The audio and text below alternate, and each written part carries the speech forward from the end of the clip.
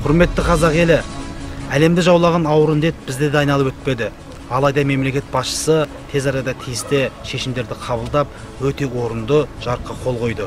Төтенше жағдай енгізу туралы бұл шешім адам құқығын шектеу емес, сізбен біздің болашағымыз үшін жасалып жатқан дүние. Біз қуанышымызды көппен бөлісетін қонақжай халықпыз. Бұл үрдіс бізді ешқашан жарға шыққан емес, алайда осы күндері орын алуға тиісті той томалақтарымызды уақытын кейін шегірсек, ештеңеден де ұтылмаймыз. Қайда жұрт болып, жұмылып, мемлекет қауіпсіздігін қамтамасыз етуге орасан зор үлес қосқан болар едік. Сондықтан орынсыз арандашылыққа ермей, немқұрайлық жауапсыздыққа танытпай, тиісті шараларды әркім өз деңгейінде атқарса деген тілегім бар.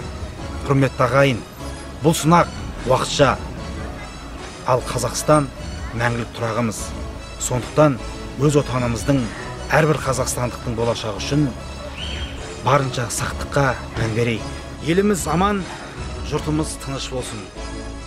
Төле би ауданының жастары Қазақстандықпен бірге.